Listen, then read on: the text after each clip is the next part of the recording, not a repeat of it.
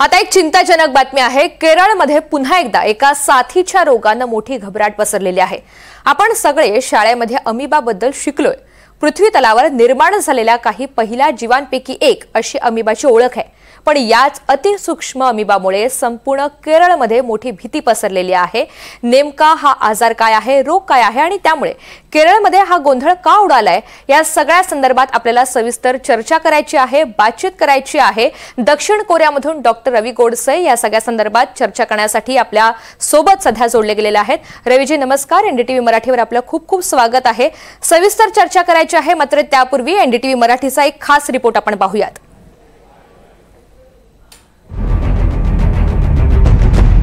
साधारण 10 वर्षांपूर्वी केरळमध्ये ब्रेन इटिंग अमिबाचा पहिला रुग्ण आढळला। त्यानंतर हळूहळू त्याचा प्रसार झाला। यावर्षी सुरुवातीपासून अचानक पुन्हा एकदा या ब्रेन इटिंग अमिबानं डोकं वर काढलंय। सप्टेंबरच्या मध्यपर्यंत केरळमध्ये ब्रेन इटिंग अमिबाचे 70 रुग्ण आढळले आहेत। त्यापैकी 17 जणांचा मृत्यू झालाय। अत्यंत दुर्मिळ असा हा रोग केरळमध्ये वेगानं पसरत असल्यानं मोठी घबराट पसरली आहे। सामान्य भाषेत सांगायचं तर हा मेंदूज्वराचा प्रकार आहे। वैद्यकीय भाषेत या रोगाला प्रायमरी अमिबिक मेनिंगो इन्फ्लेसिलायटिस असं म्हणतात। रोगाचा विषाणू म्हणजे अमिबा नाकावाटे मेंदूपर्यंत पोहोचतो। रुग्णाशी संपर्कात आल्यानं हा रोग पसरत नाही। हा अमिबा फक्त पाण्यात आढळतो, त्यामुळे पोहायला जाणाऱ्यांना याची लागण होण्याची भीती असते। लागण झाल्यावर हा अमिबा मेंदूच्या कामकाजावर परिणाम करतो। लागण झाल्यावर वेळीच निदान झालं तर ठीक, अन्यथा रोग जीवघेणा ठरू शकतो। अमिबा नावाच्या जंतूंमुळे मेंदूला येणारी सूज अशा प्रकारचा एक मोठा आजार पसरलेला आहे आणि या आजाराबद्दल खूप चिंता निर्माण झालेली आहे। मुळामध्ये हा अमिबा हा जो असतो हा एकपेशीय सजीव असतो, तो व्हायरस किंवा अमिबा नसतो।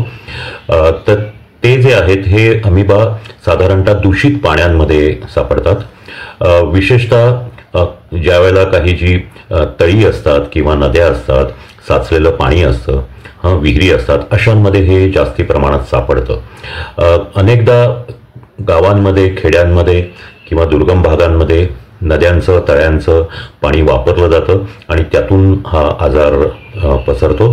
त्याचप्रमाणे अनेकदा तळ्यांमध्ये किंवा नद्यांमध्ये पोहायला जाणारी माणसं पोहताना ते पाणी पितात आणि पोहताना ते पाणी प्यायलं जातं आणि त्यामधून त्यांच्या पोटामध्ये हा अमिबाचा जंतू जातो। हा पोटामध्ये गेल्यानंतर साधारणतः 2 ते 15 दिवसामध्ये तो संपूर्ण शरीरात पसरतो आणि तिथून मेंदूमध्ये जातो। ब्रेन इटिंग अमिबा पाण्यातून पसरतो। तलावात किंवा स्विमिंग पूलमध्ये पोहायला गेल्यास नाकातोंडात पाणी जातं। पाण्यात जर हा विशिष्ट प्रकारचा अमिबा असेल तर तो नाकावाटे मेंदूपर्यंत जातो। माणसाला ब्रेन इटिंग अमिबाची लागण होते। याशिवाय मातीमधूनही अमिबा पसरतो। मातीमधील अमिबा हातावाटे नाकात आणि पुढे मेंदूला संक्रमित करतो। रक्तामधून आणि पाठीतलं पाणी तपासून याचं निदान केलं जातं। त्याचप्रमाणे या आजारामध्ये ज्या वेळेला हा जास्ती प्रमाणात वाढतो त्यावेळेला हा बरं होण्याची शक्यता खूप कमी असते, परंतु जर वेळेत निदान झालं तर 2 आठवड्यामध्ये हा आजार बरा होऊ शकतो। या आजाराचा अजून एक प्रकार जो आहे, हा अमिबा नावाचा जंतू आहे, हा ज्यावेळेला मेंदूमध्ये प्रवेश करतो त्यावेळेला तिथं काही गुठळ्या होतात आणि त्याला ग्रॅन्युलोमॅटस अमिबिक मेनिंगो इन्केफॅलायटिस म्हणतात। आणि हा मेनिंगो इन्केफॅलायटिस हा सुद्धा तितकाच धोकादायक आहे, परंतु काही विशिष्ट औषधं याच्यासाठी आलेली आहेत। अँटीफंगल औषधं आहेत, अँटी अमिबिक औषधं आहेत, त्यांच्याद्वारे हा आजार बरा होऊ शकतो। अतिसूक्ष्म असणाऱ्या या अमिबाच्या विशिष्ट जातीनं भली भली माणसं अंथरूण धरतात। अमिबा मेंदूच्या उतींवर हल्ला करतो, त्यामुळे मेंदूला मोठी सूज येते। विशेष म्हणजे मेंदूला सूज आल्यानंतरच या रोगाचं निदान होतं आणि तोपर्यंत खूप उशीर झालेला असतो। मेंदूज्वराच्या इतर रुग्णांप्रमाणेच एकदा हा रोग झाला की माणूस वाचण्याची शक्यता फक्त 3% आहे, म्हणजे 97% रुग्ण वाचत नाहीत। ब्रेन इटिंग अमिबाची लागण झाली की 18 दिवसांच्या आत रुग्णाचा मृत्यू होतो।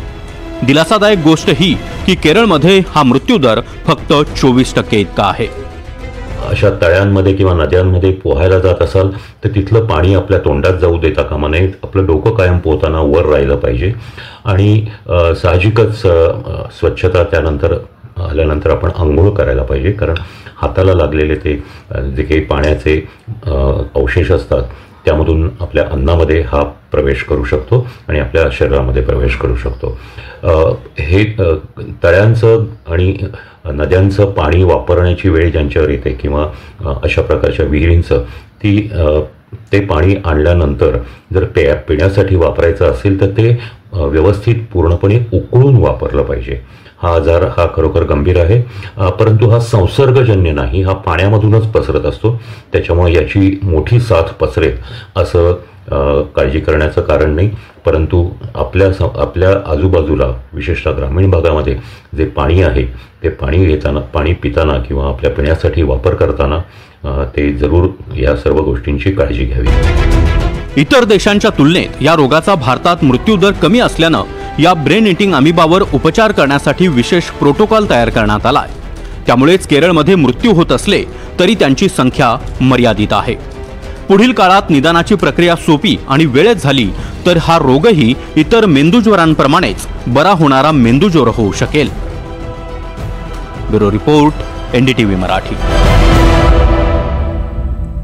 तर हा मेंदू खाणारा अमिबा म्हणजे नेमका काय प्रकार आहे, या सगळ्या संदर्भात अधिकची माहिती जाणून घेऊयात. विश्लेषण करण्यासाठी डॉक्टर रवी कोडसे आपल्या सोबत आहेत. रवीजी, या संसर्गामुळे मेंदूच्या टिश्यूचा नाश होतो अशी माहिती आपण वाचनामध्ये सुद्धा आलेली आहे, समोर येते, ज्यामुळे बहुतेक प्रकरणामध्ये मृत्यू होतोय. नेमका हा आजार काय आहे, काय सांगाल? पटकन दोन गोष्टी सांगतो. एक तर म्हणजे मी साऊथ कोरियात राहत नाही, आता आलोय 2 दिवसाकरता, परत जाणार आहे. आणि दुसरं म्हणजे हा साथीचा रोग नाहीये. म्हणजे एका तळ्यामध्ये 2 जण पोहत असतील, वसंत आणि सुभानराव, तर वसंताला झाला तर त्याच तळ्यात पोहून सुभानरावला होईल, पण वसंताकडून सुभानरावला होणार नाही. या अमिबाचे 2 प्रकार असतात. एक असतो ग्रॅन्युलोमॅटस आणि एक अक्यूट. ग्रॅन्युलोमॅटस सोडूनच द्या आता तुम्ही. तो मातीमध्ये म्हणजे सगळीकडेच असतो, तो नेहमीच असतो. जे खूप इम्युनोसप्रेस लोक आहेत, म्हणजे जसं कोविडच्या वेळेला खूप स्टिरॉइड घेतल्यानंतर लोकांना म्युकरमायकोसिस होतं ना, तसा म्युकरमायकोसिस सारखा हा ग्रॅन्युलोमॅटस आहे. तो ग्रॅन्युलोमॅटस महिन्यानुमहिने चालतो, तो वेगळाच डिसीज आहे. तो सगळं सोडून द्या आता आपण फक्त ऍक्यूट बद्दल बोलूया. हा ऍक्यूट ना, ते काही पाणी पिऊन वगैरे माझ्यामध्ये काही फरक पडणार नाही. आणि एक मी महाराष्ट्राकरता पटकन सांगतो, जसं पाण्याचं तापमान वाढतं ना, ज्याला आपण ॲम्बियंट टेम्परेचर म्हणतो, ते पाण्याचं जास्ती तापमान त्या अमिबाला जास्ती अनुकूल असतं. त्याच्यामुळे केरळ भारताच्या एकदम दक्षिणेला आहे ना, त्याच्यामुळे तिकडे जास्ती आलाय. माझ्या मते महाराष्ट्रामध्ये हे येण्याचा किंवा असायच्या शक्यता जवळजवळ 0 आहे. त्याच्यामुळे महाराष्ट्रात एक काळजीचं काही कारण नाही. पण समजा कोणी केरळमध्ये गेलं असेल तर हा जो ऍक्यूट असतो तो एकदा नाकातून गेला ना मेंदूपर्यंत, आणि मग 7-8 दिवसामध्ये त्यांचे सिम्पटम यायला लागतात. एकदा सिम्पटम यायला लागले की कठीण आहे. आता आपण म्हणतो ना की बाबा हे टेस्टिंग करूया लवकर, मग त्या लोकांचं लवकर निदान वगैरे होऊया. समजा तुम्ही पाणबुडी चालवताय आणि पाणबुडीला भोग पडलाय, आणि ते भोग पडले तुम्ही शोधायला टेस्टिंग वगैरे करून काय उपयोग नसतो. पाणबुडी तुम्ही चालवत असाल पाण्याखाली आणि भोग पडला असेल तर ते भोकाचं निदान होऊन काही उपयोग होत नाही. ते म्हणतात की केरळमध्ये मृत्यूदर फक्त 25 किंवा 27% आहे. माझ्या मते ते साफ चुकीचं आहे. तुम्ही मला कोविडमध्ये पाहिलं होतं, मी नेहमी आशावादी बोलतो, पण जे आहे ते सरळ सरळ रोकटोक बोलतो. माझ्या मते हा झाला ना तर वाचायची शक्यता जवळजवळ 0 आहे. हे जे काही औषधं वगैरे सुद्धा आहेत, एम्फोटेरेसिन बी वगैरे, ते एक तर भयानक महाग आहेत, त्यांना खूप साईड इफेक्ट आहेत आणि ते किती चालतात माहिती नाही. आणि नुसतंच अमिबामुळे नाही होत, त्या अमिबामुळे जी सूज होते त्या सुजेमुळे जे नुकसान होतं मेंदूचं, आणि कधी कधी काही वाचले ना तरी मग काय बाबा डावा हात चालत नाही, उजवा हात चालत नाही, बोलता येत नाही, असे बरीच लफडी होऊ शकतात. म्हणजे ते होऊ न देणं हाच एक उत्तम उपाय. तर महाराष्ट्र म्हणजे ते ट्रीटमेंट, ते त्याचं डायग्नोसिस कसं करायचं, त्याची व्हॅक्सिन बनेल का, व्हॅक्सिन वगैरे काही बनणार नाही. आणि लाखो बॅक्टेरिया होतो, या सगळ्यांच्या व्हॅक्सिन घेत राहिलो तर आपलं शरीर काय उरणार आहे त्याच्यामुळे ते काय करता येणार नाही. तर महाराष्ट्राकरता आपल्याला काय करता येईल बघूया. हे ऍक्यूट टाळायला पहिलं म्हणजे महाराष्ट्रात व्हायची शक्यता खूप कमी आहे, कारण आपण केरळच्या खूप उत्तरेला आहोत. पण अख्ख्या भारताचा विचार करायचा असेल तर शक्यतो सध्या तळ्याबेळ्यामध्ये काही दिवस पोहू नका. पोलात तर नाक पाण्याखाली जाऊ देऊ नका, नाकात पाणी जाऊ देऊ नका. आता तुम्ही शावर घेता, आता शावर घेता तेव्हा ते सुद्धा पाणी कधी कधी तुमच्या ते ना नाकात पाणी जरा फोर्सफुली जायला लागतं. तर ते शावरचं पाणी असतं ते गुरुत्वाकर्षणाप्रमाणे खाली येत असतं. त्याच्यामुळे माझ्या मते शावरच्या पाण्याने काही एवढं घाबरायचं काही कारण नाही. दुसरं म्हणजे तुम्ही प्यायचं पाणी असतं तर नेहमीच आपण उकळवून घ्यायला सांगतो, पण ते पाणी पिऊन पोटात अमिबा गेला तर तो ब्रेन मध्ये जायची शक्यता जवळजवळ, तर त्याची काय काळजी करायची कारण नाही. तुम्ही जर का स्विमिंग पूलमध्ये जात असाल तर चांगला स्विमिंग पूल असेल तर त्याचं क्लॉरिनेशन काय असतं ते बघायचं की हा बाबा नक्की चांगलं आहे, म्हणजे चांगल्या ठिकाणीच जायचं. आणि आता ते काय म्हणतात की सरकारने हे करायला पाहिजे होतं, ते करायला पाहिजे होतं. हे जे अमिबा असतात ना ते तळ्यामधले बॅक्टेरिया खातात. तर आपण हे सगळे अमिबा काढून टाकले ना, अमेरिकेतून एखादं औषध आणलं ते टाकला एक बूंद त्याच्यामध्ये की सगळे अमिबे निघून गेले, तर मग बॅक्टेरिया पसरतील. त्याच्यामुळे हे जे निसर्गाचा जो बॅलन्स असतो ना, जो समतोल असतो ना, तो नाही आपण बिघडवून द्यायचा आणि एकदम असं हादरून नाही जायचं अशी कुठली न्यूज आली तर त्याच्यामुळे मी म्हणतो तसं याचं औषध असं म्हणजे आहेत काही औषधं, त्यांचा औषधांचा गव्हर्नमेंटने साठा करून ठेवला तरी चालेल, पण ते औषध बिषध वापरायला लागलं म्हणजे फार उशीर झालाय. ते होऊ न देणं हेच बेस्ट. आणि तो साधारणतः असा तुम्हाला संसर्ग झाला असेल तर खूप ताप येतो, डोकं दुखायला लागतं. आयटिस, ITIS म्हणजे इन्फ्लमेशन, एन्सेफेल म्हणजे ब्रेन, एन्सेफेलायटिस म्हणजे मेंदूचं होणारं इन्फ्लमेशन. सो हा मेनिंगो एन्सेफेलायटिस, मेनिंगो म्हणजे मेंदूच्या भोवतीचं कवच किंवा जे त्याचा पडदा असतो तसा मेंदूच्या भोवती आवरण असतं त्याला, ते तर हे होऊ न देणं हेच बेस्ट. त्याच्यामुळे सध्या घाबरू नका. स्विमिंग पूलमध्ये जात असाल तर कुठल्या तरी चांगल्या संस्थेच्या मोठ्या JW म्हणजे कुठे 5 स्टार वगैरे असेल तर नक्की तिथे नीट क्लोरीन वगैरे घालतायत ना बघा.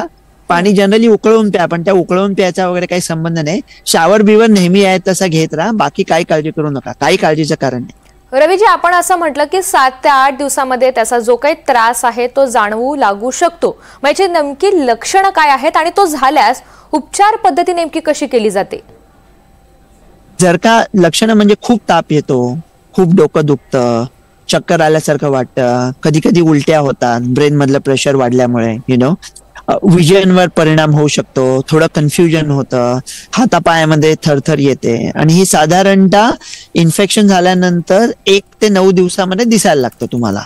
आणि त्याचा उपचार म्हटलं तसं उपचार करायच्या आधी डायग्नोसिस करायला पाहिजे, म्हणजे लंबर पंक्चर. मग लंबर पंक्चर मध्ये ते शुगर कमी असते, मग त्याचं PCR टेस्टिंग करतात आणि याचं निदान झालं तर मग एम्फोटेरिसिन B सारखी औषधं आहेत, स्टिरॉइड्स देतात सूज कमी करायला, पण ते चालतीलच असं नाहीये. म्हणजे होऊ न देणं हाच एक उपचार आहे. हा अमिबा मातीमधून सुद्धा पसरतो असं समजतंय, तर त्या संदर्भात तो मातीमधून पसरणारा जो अमिबा असतो ना तो टोटली दुसरा अमिबा आहे. त्याला ग्रॅन्युलोमॅटस अमिबिक एन्सेफेलायटिस म्हणतात. तो 1 ते 9 दिवसात नाही होत, तो 2 ते 5 महिन्यामध्ये होतो. तो मातीमध्ये अमिबा सगळीकडे असतो. आता आपण आपल्या स्टुडिओतून बाहेर पडले ना, आता मी इथे साऊथ कोरियात आहे, तिकडे गेलो कुठे खणलं तिथे सगळीकडे तो अमिबा असेल. तो म्युकरमायकस सारखा असतो, तो असतोच नेहमी.